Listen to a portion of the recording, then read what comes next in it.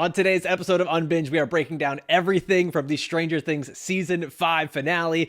Did this show stick the landing? What could the potential spin-offs be? And what exactly is happening with 11? We're going to explain that ending, all that and more on another episode of Unbinged, starting now.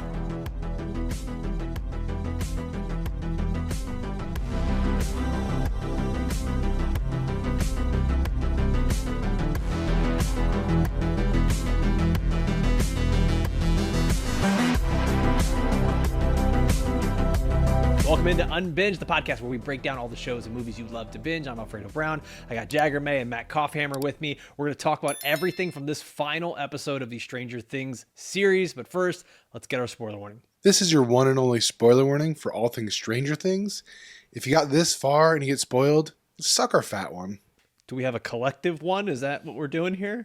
That's what I was going to ask. Are all of them fat? You know? They come in all different shapes and sizes. Yes. Yeah. The mind fallacier, is that what we're doing here? Off to a great start, guys. Didn't like that one. Welcome into the show, everybody. Man, okay. So, guys, let's do the thing here. Do you believe? Do you believe? Because that's everywhere right now, all over socials. I believe that 11 is still alive. This is going to be the thing that I know the Duffer Brothers wanted to keep it very ambiguous and let this be the thing that we kind of figure out for ourselves and interpret it for ourselves. Jag, do you believe? Is 11 still alive? Yeah, I believe. And it's not for some positive bullshit. The Duffers just won't kill anybody. Not even for a second. Not for one It has episode. nothing to do with the story. Yeah. Like, Hop died for a total of 15 minutes, you know? 11 died for a total of 15 minutes tops. Actually, no, that was a good 30 because we got like the end and then like a good hour of aftercare, I felt like. So I believe it because the Duffer Brothers, and I guess I get it. They want this happy thing, you know, not everything needs to be sad, especially during times like now, but it's a little frustrating because I just didn't feel like anyone was going to die the entire time. Cough? Man, I want to believe she sacrificed herself because I think that's a more impactful ending for 11. I mean, yeah, you get your hunky-dory, like, oh, she found the 3 waterfalls, but I think it's better if she did go out like a boss and like was like, it ends with me. And so she made that choice. So I believe she died. I will say it took her a long time to master English. She's going to go to another country and try to figure that shit out. Like, she's like... What's the ego situation in Iceland or wherever she's at? Because that's in New Asgard, basically. Yeah. It's like vowels were a second language to you, like prepositions and shit like that. You know, like it's like full blown caveman grunts. Like it's gonna be a struggle there. Like someone's gonna call, hey, this white bitch can't talk well. I think this is your girl, Dr. K.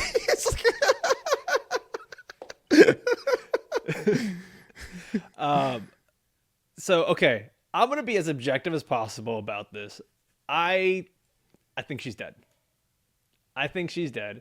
And I wrote down my reasons why. So one, that whole timing where we are being told this story that 11 is being projected in front of all the kids, I got to assume that's been hours since Kali has gotten shot.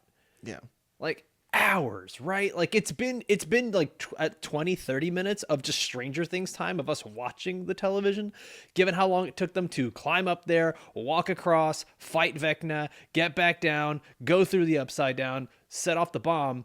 You mean to tell me that Kali's been sitting there for multiple hours bleeding out as profusely as she was? The only other thing would have to be that she never actually got shot and then like they were just tricking Hop the whole time and Kali's been alive and she got out and 11 got out. And so like there's so many things. Also, given that the explosion started at the lab with the exotic matter that was like right above the lab, that's where Kali is. She would have been the first thing to die and the projection just goes away. So like I there's just too many things logistically that don't add up. I look at this as the callback to 11 telling Mike, this isn't like one of your campaigns. You can't write the ending. You can't choose the ending. And he's like, fuck, I won't. I will write the ending. And I choose to believe that you're alive. This is him coping with it after his talk with Hopper, that he just gets that little feedback through the speakers. And he's like, wait a tick. She's still alive. And then we're just left to, mull it over. Yeah, I'm this not is a gonna lie, callback dude. You to make some points. You make some good points. yeah. It's a callback to his character from season 2, where everyone believed that 11 was dead, and he was like, "No, she's still around," and he refused to listen to anyone except for his internal monologue. So it's again him being hopeful, and this is how he moves forward, thinking there's a chance, there's a possibility that she's out there, and one day we can be reunited. But logistically, I have a hard time swallowing that pill. How'd she get to that country? Like, This let's was get the there 80s, too. dog. This is the 80s. Spin-off Murray got her there. That's the new. I mean, yeah, there's the fair new enough. show. Like, if there's anything I'm not gonna believe, it can't be that she just traveled. Yeah. I've watched Blow. Like the first time I watched Blow, you know, like as an adult after like we witnessed 9/11, I'm like they were just walking cocaine onto the plane like back then, you know, like I just it to me that would have been the easier part. But you do make really really good points on the explosion part cuz like I can kind of explain away maybe Kali being alive because getting stabbed or shot in the gut is one of the most painful Takes a ways to while. go because it's slow and your stomach acid is spilling everywhere. So you're like literally got a gut shot and then like your We corrosive. really, really desperately need a sound drop for you when you drop science on us. Like anything, biology, physics, anything. Just like Jagger's Science Corner. Sometimes he's right. Sometimes he's Jag. We just go full Bill Nye with it. Nah, the science guy. yeah. I've heard getting shot in the stomach it sucks and it's slow. So I've heard. Do your own You research, heard? Alfred. The person lived? 50. He's got shot what 9 times? Yeah. Oh, that's fair. Yeah. No, I mean, I haven't had many conversations with him. I'm just saying. That's what like getting shot in the gut is not fatal if they get to you in time most of the time. Like even that Netflix show of whatever. I mean, Stranger Things where nothing is fatal. No, the other one where everything is fatal. The history one. Cough, you watched it too with Matthew McFadden, where the president gets shot by the crazy dude. Death Anyway, by that doesn't lightning, matter whatever. too much. But he died because they were digging around in his gut. Like if they would have just like kind of moved on, it would have been fine. But to your point, Alfredo, Kylie probably like 11's dead, man. I will say 11's final gift is like, Mike, I love you. Here's some trauma. You'll never be able to look at a speaker again. You have to convince everyone else that I did the right thing.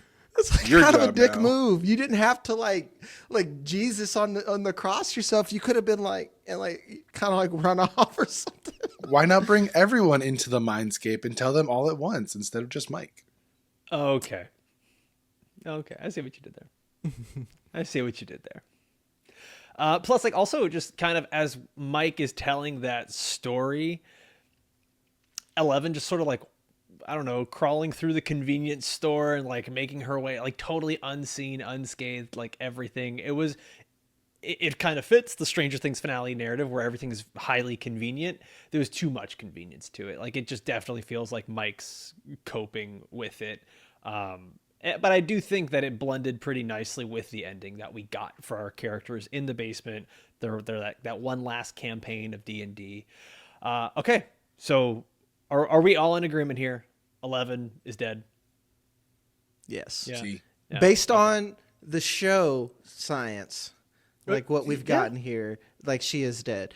But my point on the Duffer Brothers, they got to man up, playa. If you want me to watch another show, I need you to kill somebody with a quickness and like show me that you can do it. Yeah. Let us know in the comments. If you think that she's alive or you agree that she's dead, let us know in the comments. Like, let's hear your science, your theories behind it, how you got to that conclusion. We need to know. We absolutely need to know. And we're going to talk more about character deaths and the fake outs of these deaths. Henry, Vecna, the Mind Flayer, who had the best ending there in the epilogue, some plot holes, so many other things that we're going to go through here. But first, I just want to remind everybody, you've got a bunch of ways that you can enjoy this show. And honestly, ways that you can help us. We are independent content creators that are putting this show on YouTube, on Apple, on Spotify, everywhere, and putting in all this work for you guys. And what you can do for us is leave us a review.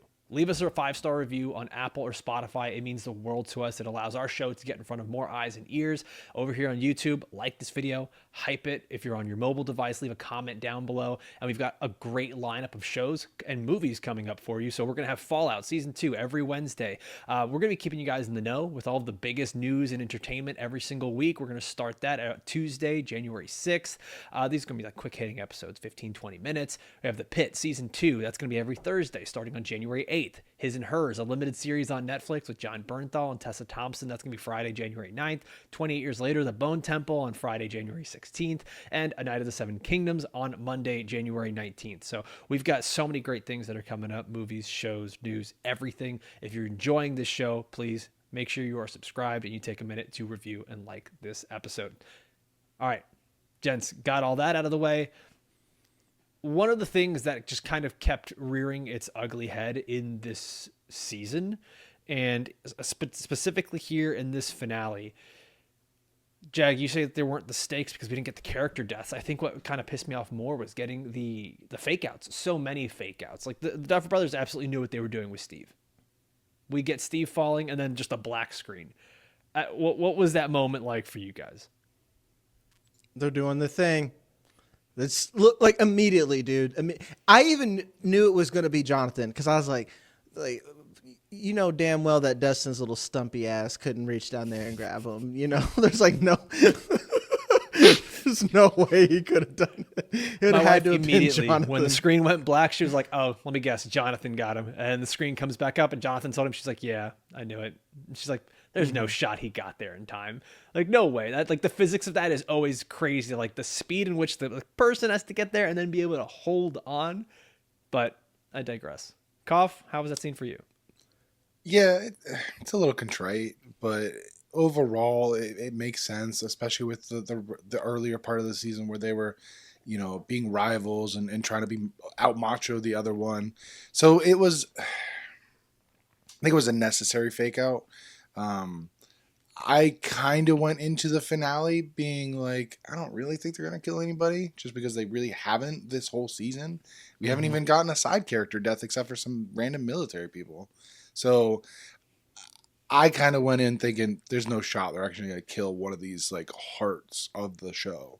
And so when he fell, I was between Jonathan and Lucas just because Lucas, you know, is athletic. So when Jonathan saved, I don't know how to say that more diplomatically. But when Jonathan saved him, I was like, okay, this is a necessary step for their relationship. And now that Jonathan and Nancy are no longer romantically involved, it can maybe lead to a pathway of friendship for these two douchebags. It gave me vibes from Anchorman when Vince Vaughn saves him. And he's like about to throw him back into the bear pit. And he's like, I hate you. I hate you. Respect the hell. God out damn it, do I damn it, respect you? respect you. And he just kisses him on the forehead. Like that was the moment between Jonathan and Steve. Absolutely. See, I'm happy Alfredo said something, though, about Jonathan catching him because, again, I didn't want to bring up the science. This is something I do know. I'm like, buddy, it's hard for me to dumbbell row like 90-pound dumbbells. You know, like Joe Carey, he's good at bare minimum $150. Let's get, you know, he's real lean, you know. And he's closer to 180. Yeah, I was like, easy. he's packed down and shit like that. I'm just like, all right, man. All right, play a little art boy over here gonna fucking roll his ass up there. I know it's a movie thing. They're not the first person to do that. But like what made Stranger Things cool is that yes, it was 80s nostalgia.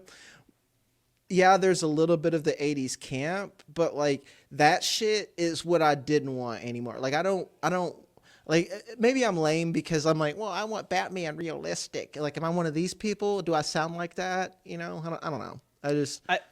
You're onto something though, because like what made us all fall in love with Stranger Things and get so excited for this final season was that they took the fantastical, the paranormal, and that could be a little, you know, like out there, but everything else surrounding it always felt extremely real and it felt grounded, and it made you kind of fall in love with that world where you're like, damn, this could exist in this world.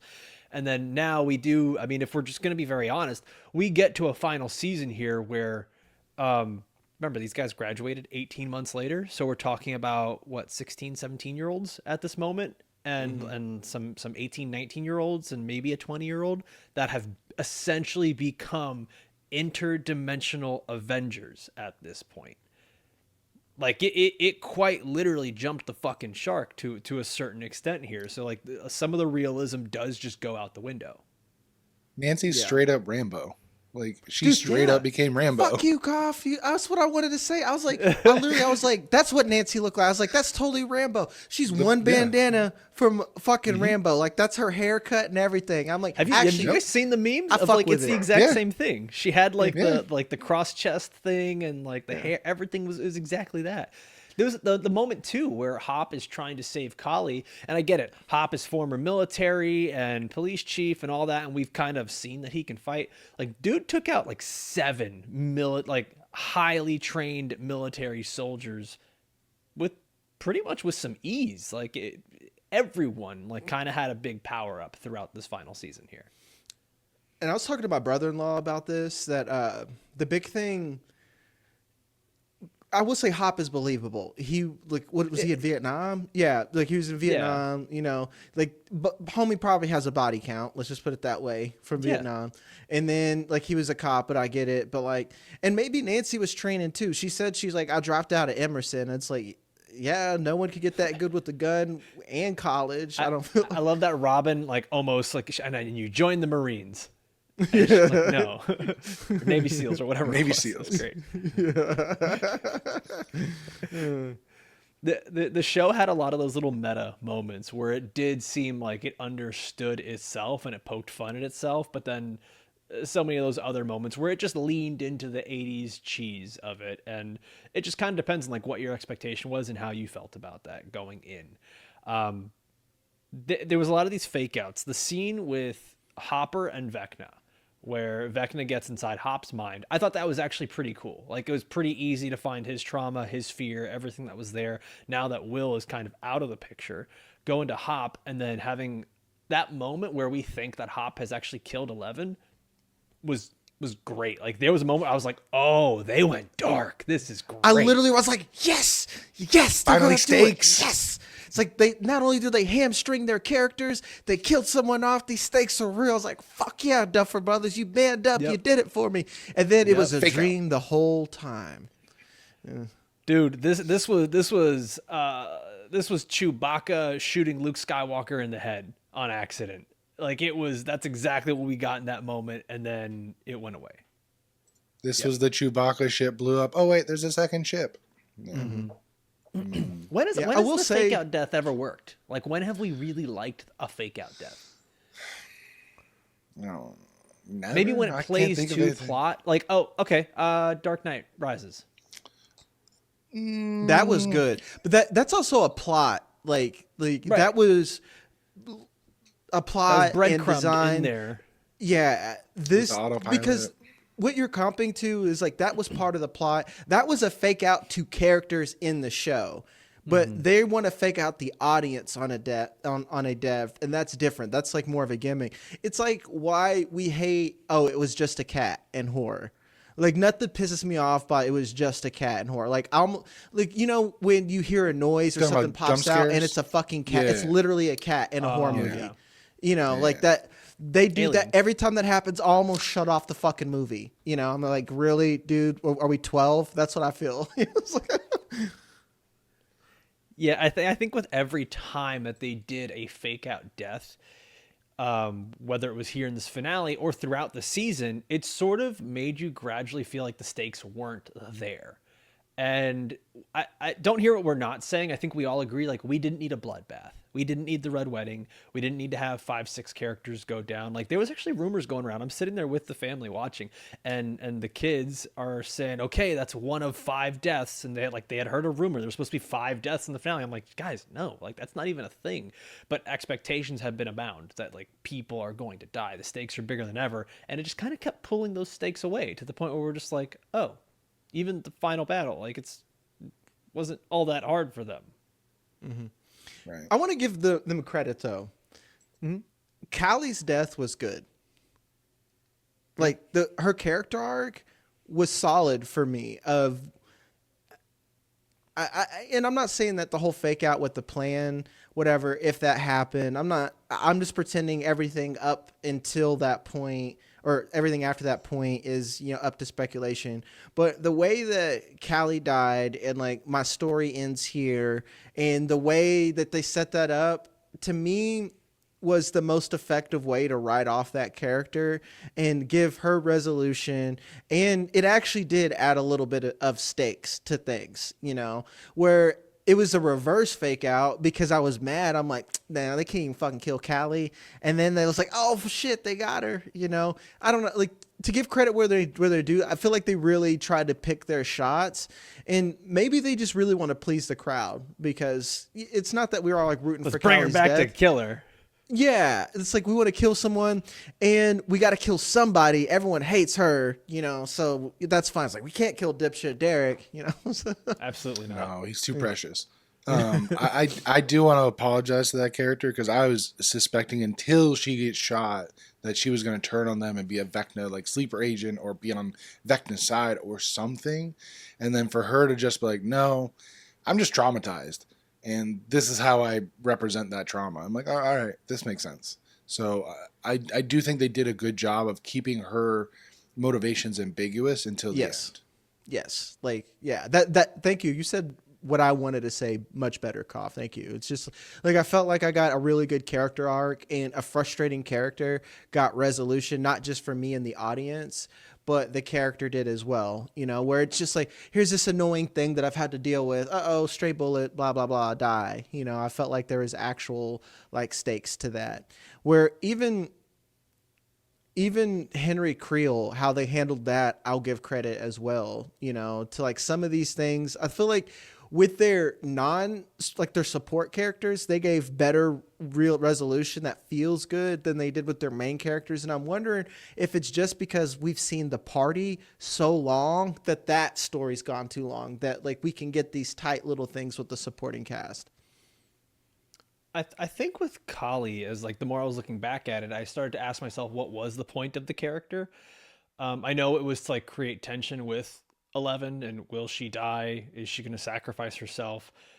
But for the actual plot itself, like her main reason for being there eventually became the fact that she could do the whole like visual trick where she could hide the kids and Max and everyone. But that's also something that the Duffer Brothers wrote into the story that all these kids really bought into. So like there was enough there where I was like, okay, I think they did a clean job of getting rid of Kali. Or like making her death and her appearance mean something, but at the same time, like they also kind of wrote it into it. Like I maybe I'm gonna say this wrong, but like we also could have had a perfectly good season without her, right? So like, Koff, when you say like, oh, I want to apologize to that character, Fredo's I don't like, no, like fuck no. Yeah, no, like I don't like it. Nothing really changed for me. Like if we had really come to the conclusion that yes, we did need her because that is how 11 escaped. And then I'm like, okay, there's something like really big that ended up happening here. She needed to be alive. She needed to be part of this. It didn't move the needle for me, but I like that it did for at least for, I mean, somewhat for you guys where you said, okay, this character had more value. Mm-hmm. Yeah, because the entire time this season, it's like, what's her purpose? And at least they gave her some purpose in this finale. So at least she got to save kids, and she never got saved. Right. And that's there we go.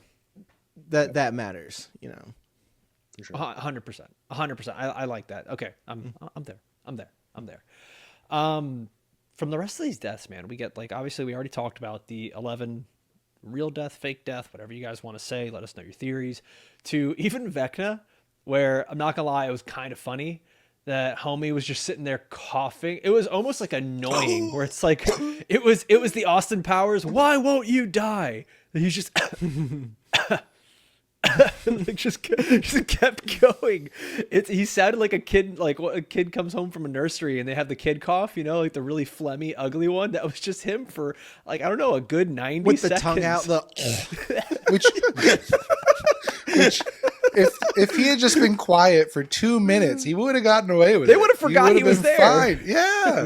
Instead, like, all right, y'all, let's go home. Instead, he's like, guys. Y'all go. One eye open. All right, they're gone. It worked. Holy shit. And I will say I like how Vecna wrapped up though. And again, we brought up with our predictions where, you know, the Duffer Brothers were saying like, I've seen the theories. They're all wrong. I'm like, motherfucker, you didn't read too much then. You ain't watched another podcast, because it's like They stayed on page 1 of Google. Yeah, dude, it's like quite obviously that they were like a symbiotic relationship at that point, you know? Like, was it the fact that, I don't know, Henry went from being a handsome looking British boy, whatever, to a very like fucking spaghetti, you know? That could have been a takeaway. The Sexy fact that Groot. yeah, exactly. Like a fuckable Groot. Maybe it's because he like plugs into you. Maybe it's the beating heart. I don't know. But like you did a good job, homie. You left breadcrumbs to where we knew that they were together. And what I like the selling point where Henry was just like, fuck no, he didn't manipulate me. It's like I'm with this shit. He doubled down. Yeah, I was like, fuck yeah, that's a villain. I'll give Vecna credit. Like Vecna, fuck yeah. Because I was honestly more worried about that. We were talking. I was like, don't animate me. Don't save this nigga. Like, let's just kill him. They did for a second. Yeah, Will gave him the out. Will's like, hey, just you were a victim too. And he's like, nah, fuck that. I'm the man. I'm part of this shit. He's like, homie, I'm straight. And then he just like dips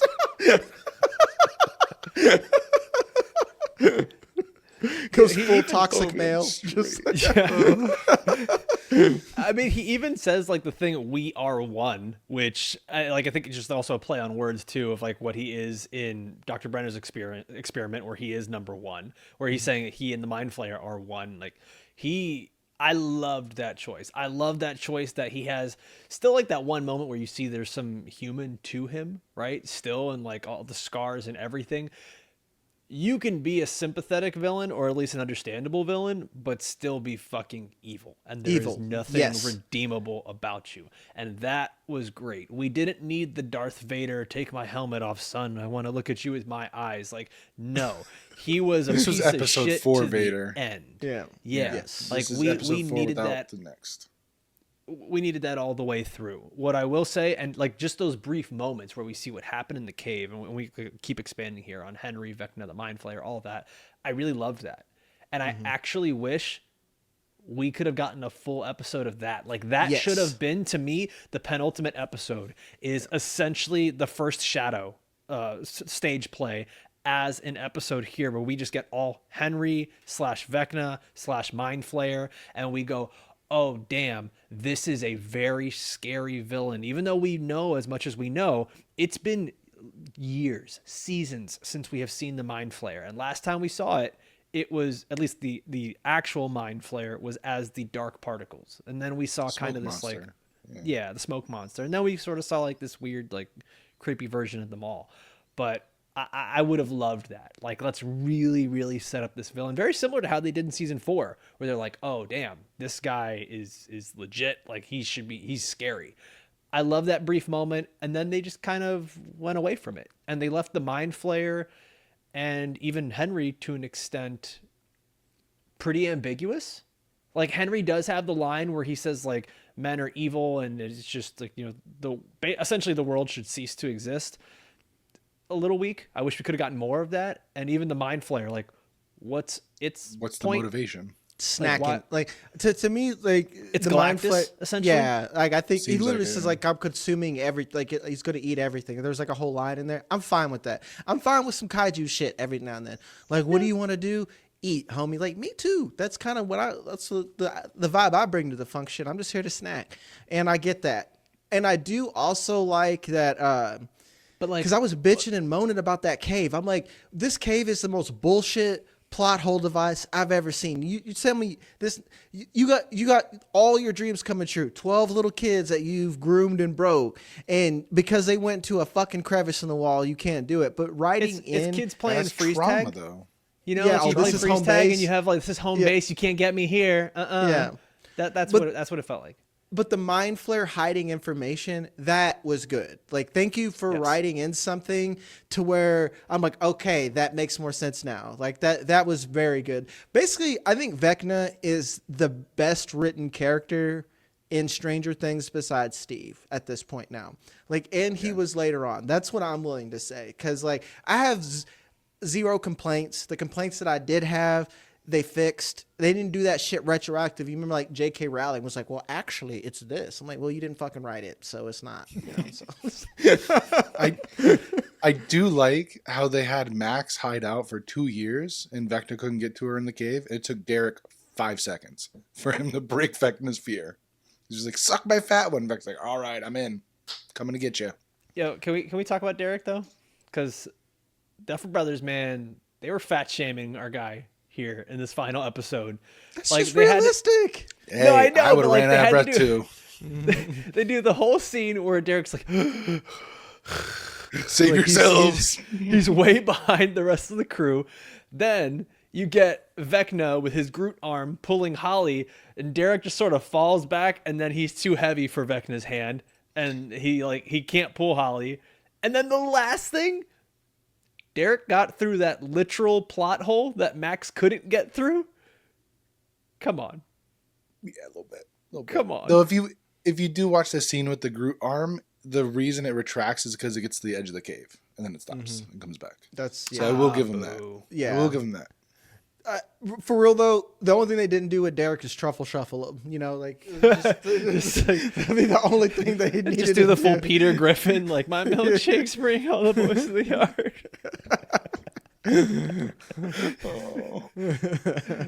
I do love Derek, bro. He has had so many great one-liners, specifically to Vecna. Like, he has been the one to just look him dead in the face and be like, "Where'd you get this? Your mom."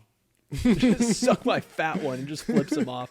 And Derek and Rich from Welcome to Derry would be an amazing team up. Would love it. Yeah. Like, we just need a little kids Avengers of like Erica, Derek, Rich. Like, give us all these kids, man. And Richie Tozier. Like, we could do some little like, interdimensional time travel here. It's just I love it. Like we're gonna make our own like children's Avengers. You know, that's Avengers. That's kids. the spinoff we want. That's the spinoff we really want. So guys, everything with Henry the Mind Flayer, we get to the final battle. I will say, for other times where I thought the CGI was just okay, I actually thought the CGI for the Mind Flayer here was good. Like, it looked solid. Like, the Abyss, I think, looked better because it had to look more real than the Upside Down, and that worked for me. Like, everything of Dimension X and the Mind Flayer worked.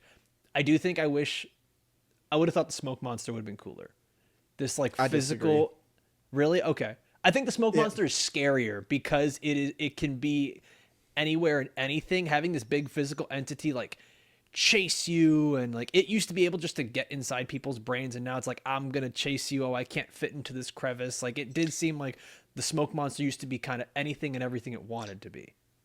But that's because they're in its home world. So it's where its physical body is versus it being a representation or the particles in our world. So to me, it made sense that they show the actual So you're physical saying it was Mind Flayer. It was that physical form in Dimension X, and then it was particle form in the Upside Down? Yes. Yes. So what about the Demogorgons, Demodogs, like all those? Because those we the don't eggs know. underneath it that they were stabbing. This like that's why, because like it has like the bloom face and shit like that. That like like it makes. I'm assuming it's like hermaphroditic. I'm not going to get into like whatever the sex of what the Mind Flayer is, but popping out some babies, some soldiers. But like go out there and go get me some snacks. I was wondering what those pustules were. Yeah, okay, that makes more sense. That those would be where the Demogorgons were birthed from. It was giving me Drax vibes when he's like inside the monster. Little stabs. Dude, you would talk about Drax vibes. I was like, why the fuck is Dustin dressed like an Ewok? That's the same thing he was in his ghillie suit. It's the same thing he was wearing in season 4 with Eddie, where I guess it's supposed to like camouflage him, but that didn't really work in a desert. So I think it was just the callback. Like even the weapons were the callback too. Yeah, I do like how I thought the weapons were kind of fucking dumb. Yeah, so you got a trash can lid, my guy. I'm not gonna lie, that flare gun actually worked really effectively for as much shit as Lucas was giving him. Like the combo of Lucas hitting him with the gasoline balloon and then the flare gun, that was pretty dope. We know he likes it cold, so was good point. Interesting that he's in a desert. or what seems to be a space desert. I don't know. Deserts can be cold. Look at It's Antarctica. true. Cough. Yeah, guys, I don't. Amongst the three of us, I know the least science. Like, let's not even go down that fucking path. Okay. I think I've read Alfredo, the 3 books. anti-science. Yeah. Okay. So what were the overall thoughts here on this final battle? I've seen a lot of stuff, and like my opinion too was like it was a little short. It felt a little easy. Everyone kind of very quickly went to their things of like we're all going to attack from all sides, and there was like moments where you like it, like oh Lucas took out his slingshot or whatever. But there was also a lot of characters just kind of standing around. Like it seemed very, very easy for this cosmic interdimensional being that is quite literally an eater of worlds. Shout out Pennywise. Underestimated its foes. That's the thing. Hubris. It thought it was too powerful. And then I mean, got I bit guess by a that's, bunch of children. yeah. We can hand wave away anything in this because it's sci-fi. That's why I almost wish we had a penultimate where we find out, damn, this mind flayer has actually conquered like X amount of worlds in its time and has like ended societies and civilizations, and that would have been like, oh shit, this is a real thing. It's super cool, not just like Lucas has a water balloon filled with gas and here's Mike with a flare gun. Like, ah, shit, they took him out. You know, like it's I'm being very nitpicky, and I acknowledge that. I just, if we waited all these years for this big battle, I kind of wanted something bigger, cooler. I don't know what else I expected, but not So would that. you want Mech a longer suits. episode or less epilogue, more kilologue? You know, Yes. Like all of it. Like I think this very easily could have been a 9 or 10 episode season. Where we could have gotten a little more battle, because I think even the battle between L and Vecna was really quick too. It was pretty short. Yeah. Like he also- talked about like I am stronger than ever before, and it was like Are you, though? actually, homie, like didn't seem like it. He was way more menacing and scary in the season prior, even earlier in the season when he pops out and does the whole like I'm killing everyone thing. That he was scarier earlier. The final battle, it was a little. I hate to use the word, it was a little hollow. It felt very underwhelming. Very similar. I'm going to actually keep making the comp, Fantastic Four, when Galactus shows up, and you're like, well, how are they going to beat this guy? And they're like, They actually, tripped him. boom. Like they pulled like the 5th grade. I'm gonna go lean behind him, and you just push him, and we'll trip him over. You know? You go low, I go high. I was also surprised you mentioned it pre-show, I think, how in that final battle we don't get any Demobats, Demogorgons, Demodogs, none of that. So you're telling me that the Mind Flayer couldn't just give a quick couple of waves of those enemies, and that could have extended the battle a little bit, Just fart out caused a a little couple bit just more. Not Yeah, something. If you know what, if I want to be corny and tropey here, like I want that moment where every single one of these characters is like, we are about to die. We got that in season 4 when our 4 older kids are all strapped up with the vines, and 11 looks like she's not going to make it, and Steve and Dustin and Eddie are getting attacked by the Demobats. Like there's that moment where you feel so helpless. In this battle, I don't think we ever had that helpless moment. And I think that if like over like the horizon, you just have this army of Demogorgons, Demodogs, Demobats all showing up, and you're seeing hundreds of thousands, like whatever. It's that thing that becomes totally insurmountable. It's like the moment in 2 Towers where it's like they see how many soldiers in, and they're like, all right, boys, time to die. Yeah, I was gonna say I was gonna reference 2 Towers too, but I was like, you wanted to reverse Gandalf, where you don't see hope, you see dread. You know? Yes. Yeah, and because I think with that, even if you don't have the deaths, the stakes feel like it's more. It just feels like, man, they really overcame their stuff. Like if Nancy, sorry, but like if Nancy had been like, all right, I'm the bait, and then she starts shooting and she runs towards that cavern and Mind Flayer can't get to her, but she turns a corner and boom, fucking wall of Demogorgons right there. And she's like, oh, what do I do? And then she has to scramble her way up or whatever. Like just you're right. The final battle was just a little too quick, a little too easy. And it almost, going back to like a D&D campaign, it feels like a final battle where all of your characters have been overpowered. And so now it's like, all right, pull out, your level 15 magic to beat the enemy because his health points are only 30 points and you can hit him with one shot.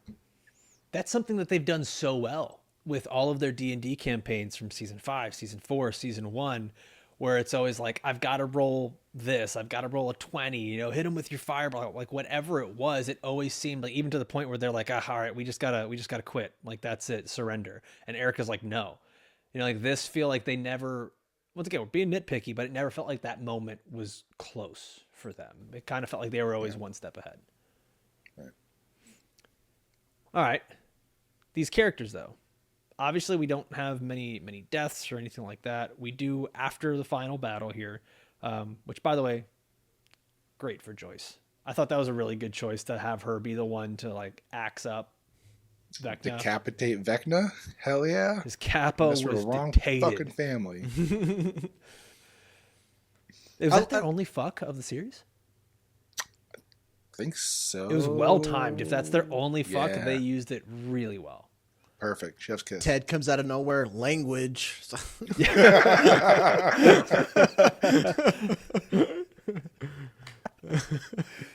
I saw someone write this online. I wasn't counting. Did she have 11 swings on Vecna? I did not count, but that would Yeah. be poetic if it was. That's Yeah. clever writing, if intentional, and y'all are some nerds doing, like, thank you for doing that, like putting in the work Big to like, preach. ooh, like it's like y'all doing the Lord's work, man. We got people out He's a here little too charting busy. movies like they're fucking Matt Harmon with wide receivers, Dude, I that's was too big. busy He's a pauser. wiping away. Yeah. Oh, Vig is a Those pauser, yeah. Yeah, those flashbacks hit. I don't know. They hit pretty hard. Like seeing Barb. I was like, damn, forgot about Barb. Yeah, justice for Barb. Bob And like Newby, seeing dude? Superhero? Oh, newbie.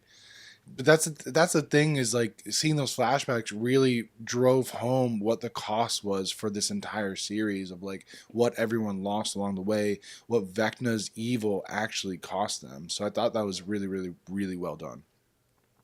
So I'm really glad you brought that up, because I thought that was the perfect use of the flashbacks.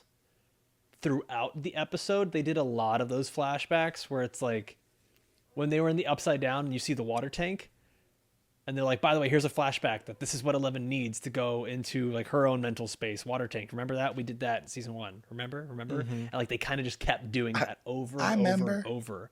Like lots of flashbacks. So that'll be my one complaint if I'm going to get like, I don't want to say film bro-y here, because that's not quite it, but I try to remember that there are a lot of kids watching this. Like that's a thing too. It's like there's a lot of 7, 8, 9-year-olds that are watching this show that got introduced to it recently.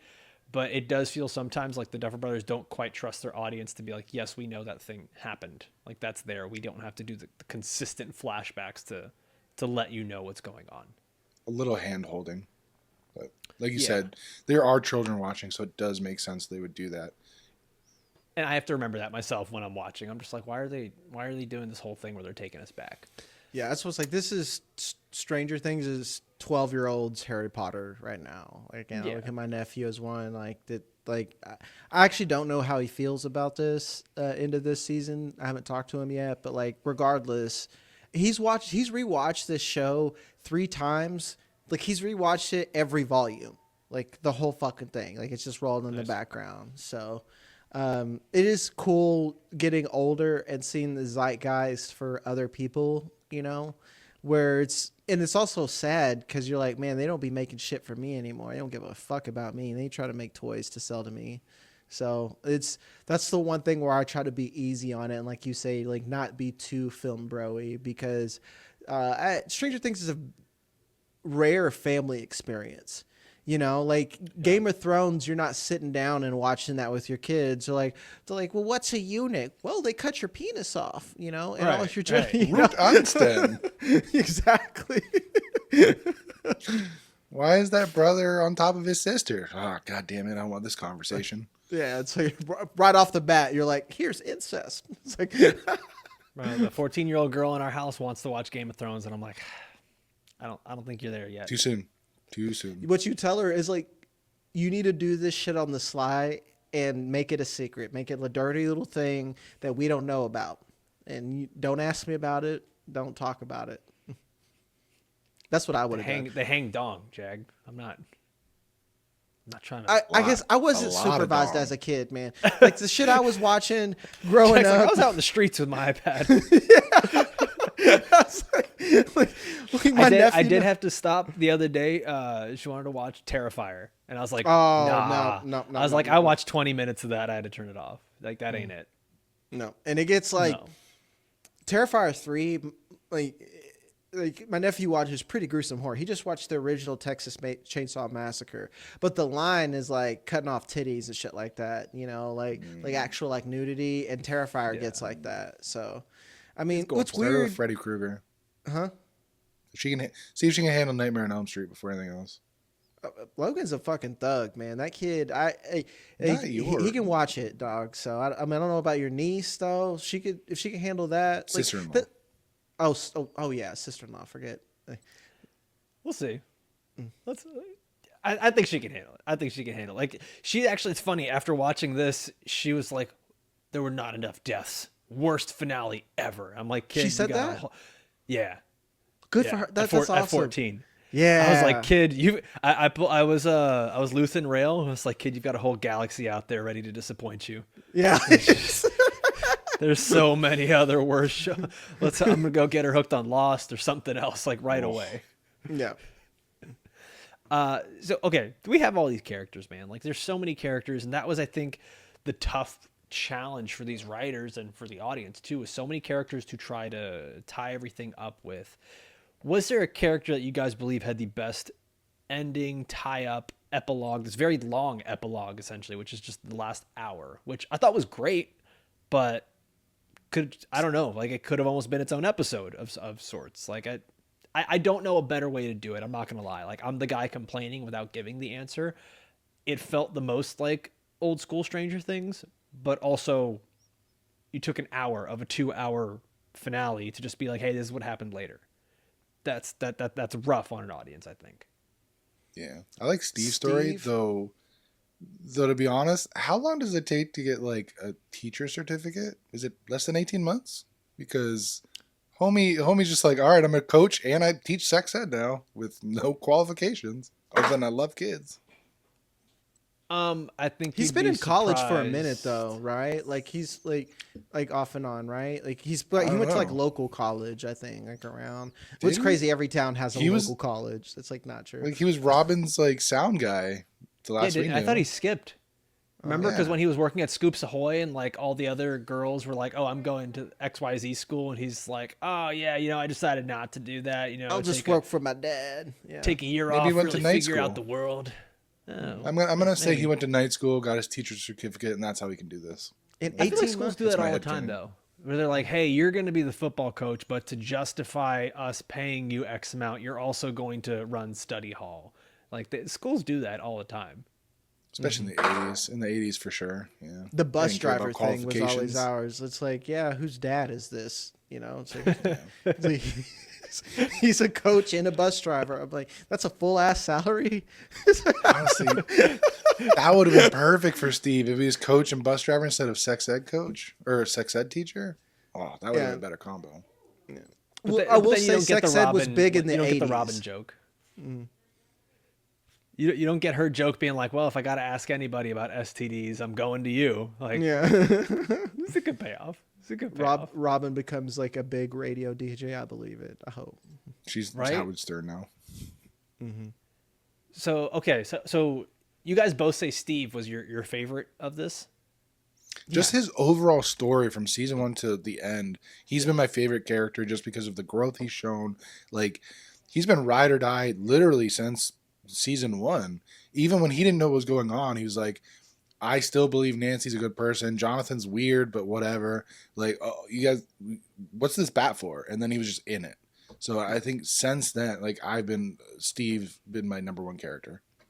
Yeah, and it's the way that ended for him, where through like season 2, he's like, man, I'm coaching these kids, getting them through some shit. He found out who he was before Robin, Jonathan, Nancy, and he's like very confident who he is in a person. Where he's just like, I love, I love kids. I love, teaching them, being a big bro. Like Steve is a professional big bro, and that's just wonderful. And the way that ended, He's one of the great was moms wonderful. of the show.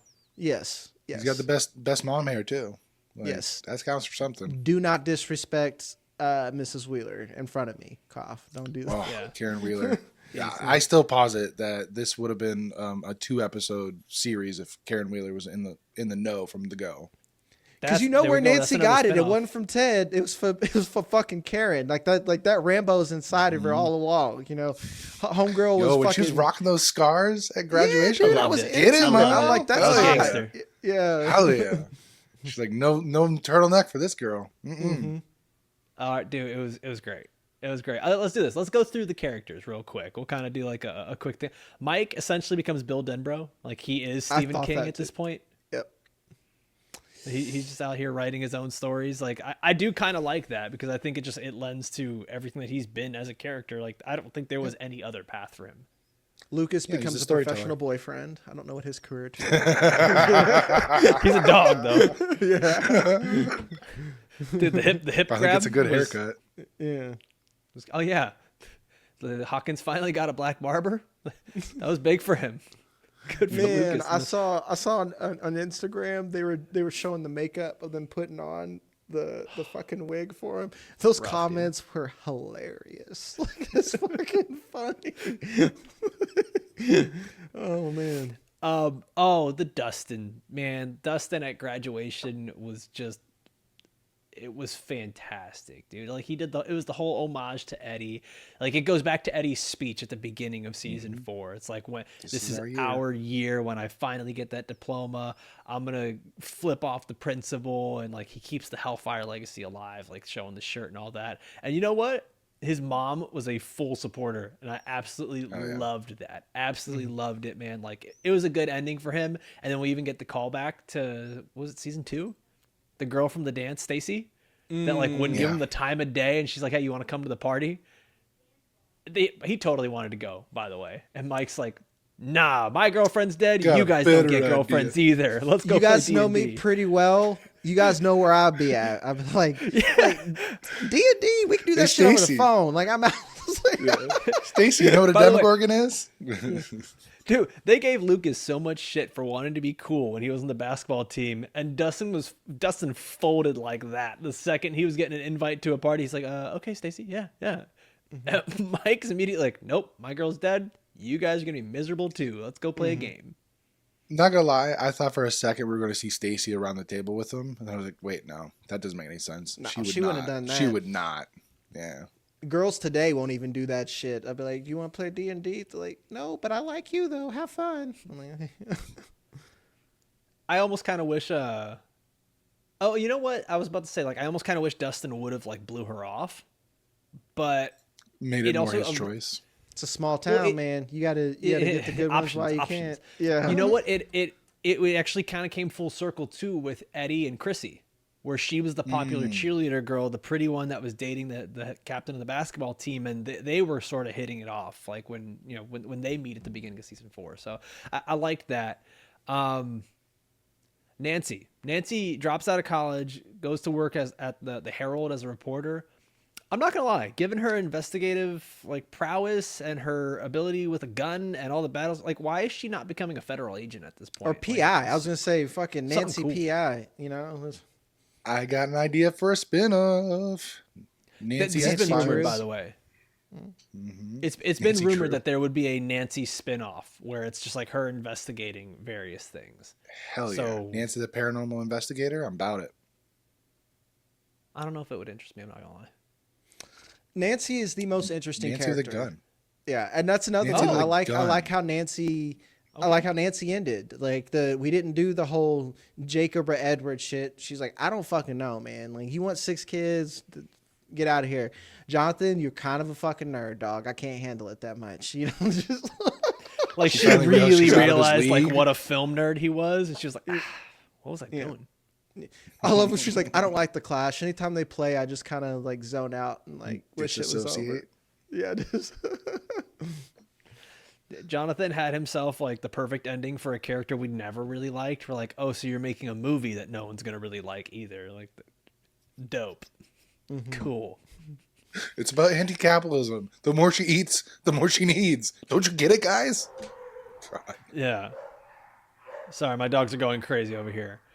The most unrealistic thing is all of them sitting on the roof saying, we're gonna go meet in Philly at a neutral site once a month at Robin's crazy uncle's house. With the boiler Okay. room. Dog, once a month? That's nuts. Like once a year, maybe, if that. But Yeah. once a month is aggressive, and good for them. Good for them for wanting to stay together. And with 80s gas prices, maybe it was doable.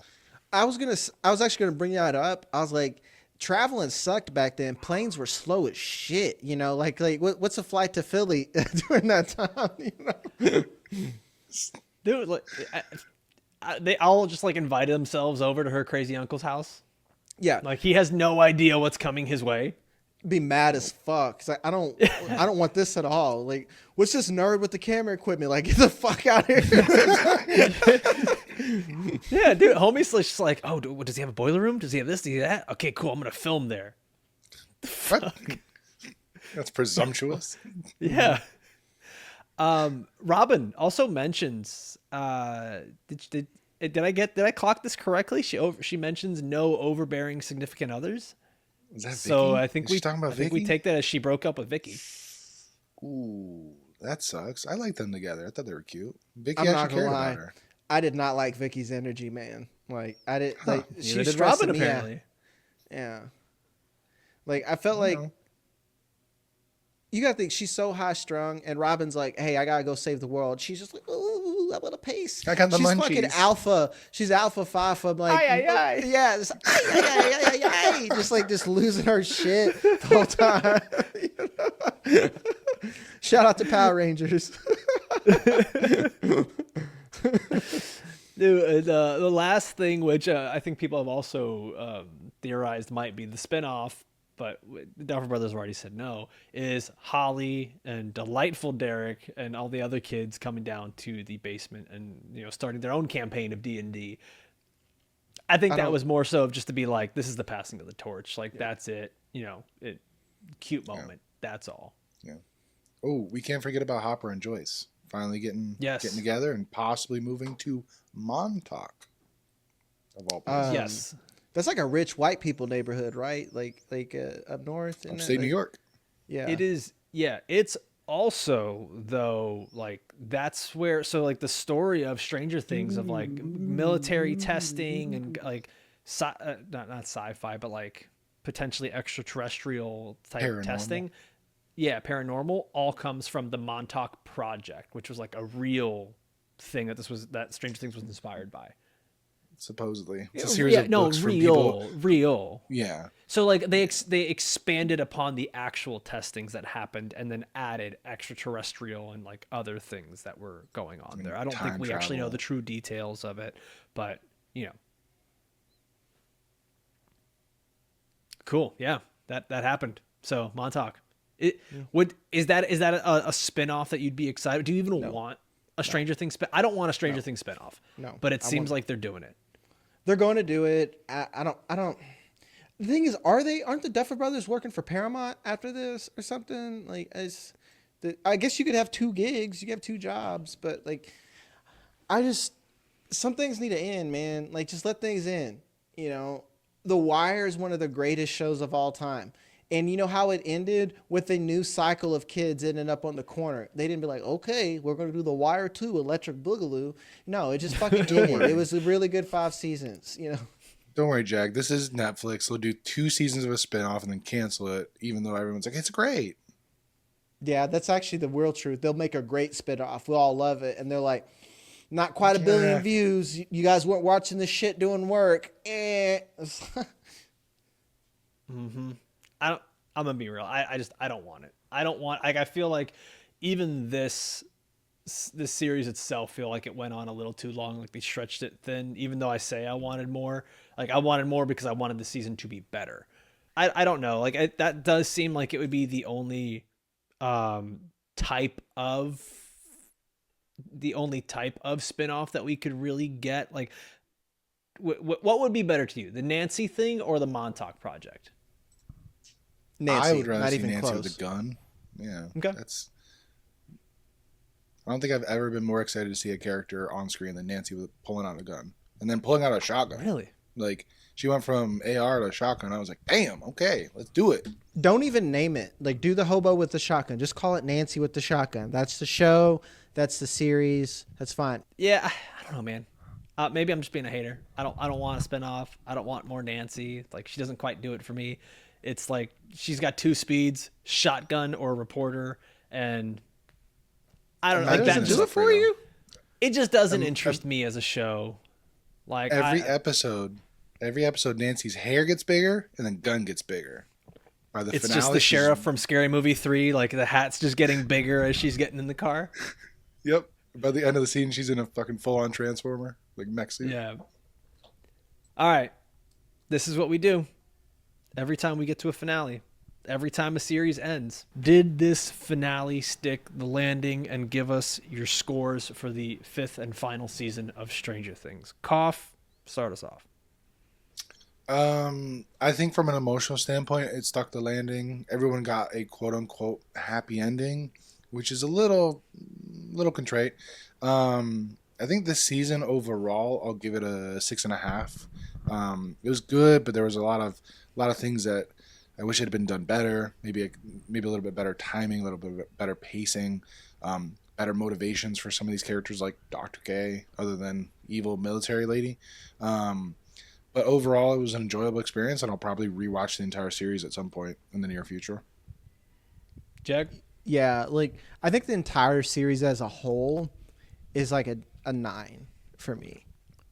And Well, even though I was but the season on itself, I'd say is like a 6.5 or 7. And I'm gonna be honest, Stranger Things is best with a full season binge. I'll keep standing on that. That like I need to rewatch this season all the way through like a binge like I have with everything else, and I think it would be more enjoyable, you know. Like I'm going to be honest, it'll be like a year or two before I run through this again because this has been like my entire holiday season. But like the finale at least and everything doesn't take away from what the show is built. And it is an inherently great show. And that's what sucks. What killed this show was like, not to be a Jonathan, but like capitalism, essentially. You know, Yeah. like if we would just like end a show, get through it, have a nice tight 4 or 5 seasons, we would talk about it as one of the greatest shows of all time. To be fair, this is already in conversation of one of the greatest shows of all time. That's not even a question. Like the streaming numbers, the global group watch, it's been impact, nuts. Exactly. Yeah, it's massive. I'm with you guys on the final season. I give it a 6.5. I think they stuck the landing, but they stuck the landing because they just kept it very safe. Let's give everyone the happy ending. Let's spend a lot of time on an epilogue that gives closure on most characters. And they kept it very safe, very cozy, very tropey. They did all the 80s, tropes that you could hope for here. And then they do the thing where they leave it as ambiguous as possible with 11. Did she die or not? That's up to you. We'll let you know. Or actually, we won't let you know ever. So yeah, like as you're saying, the series itself probably going to go down as one of the better series ever in television history, just from the zeitgeist of it all. This season, though, I'm giving it a 6.5. That's what I already had it before. And I sat there with my family. It's my wife, my mother-in-law, her 2 kids that are younger. We all watched this. My mother-in-law just started Stranger Things this last month. She watched through all the seasons. She is in her 50s. She was disappointed with it. 14-year-old girl was disappointed with it. 9-year-old boy thought it was great. He had a fucking blast. But it was interesting because I was sitting there like, this finale and this season like didn't quite hit for me. I wonder if it's just me being a hater. Am I thinking too hard about the podcast and stuff like that? No, it was interesting to like get these different vibes from different people. And I think they landed it, but it wasn't pretty. I'm not gonna lie. I'd say my family's awake. pretty disappointed as well. I don't know about my Yeah. nephew, but my brother-in-law, he walked out of the theater. Like they came to, my family's actually here in Tulsa with not with me. They're just here in Tulsa. They came up to watch Stranger Things in theaters. When Mike is giving his final little D&D speech thing, he dipped out as soon as he saw 11. He was just like, no, and like left. Okay. I had been awake for 22 hours straight when I finally got to the end of the series, so I was definitely like leaking from both eyeballs because the emotional, they hit the emotional heartstrings, I think, really well in that last 45 minutes, and I think that's where the Duffer Brothers really shine, is when they focus on the emotional parts of the story and really look at the connections between the characters versus all of the the details of like what's the motivation of the mind flayer. Who cares? He's the bad guy.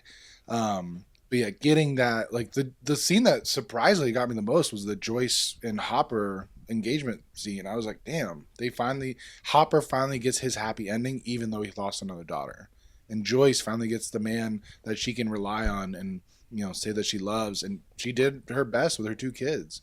So yeah, I definitely think the Duffer Brothers shine when they focus on the emotional part of the story.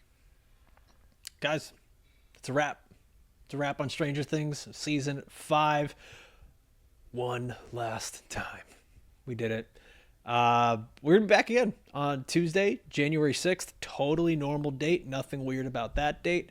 Jag and I are going to be back just breaking down some of the biggest news in entertainment, giving you guys those quick hitters every week, keep you in the know, just talk about the biggest things happening in movies and TV. And then, of course, after that, we've got Fallout Season 2, Episode 4. We've got the premiere of The Pit Season 2 on Thursday, January 8th. And then we've got His and Hers, that limited series that's also going to be on Netflix. So if you enjoyed this and you like thrillers and you like, I'm assuming there's going to be more guns and more killing and you wish you had more killing from this, go check out His and Hers on Netflix. As always, I want to thank everybody for watching or listening all the way through. A big Happy New Year to all of you that have been joining us for all of these episodes. For myself, for Jag, for Kopf, we'll see you next time. Adios.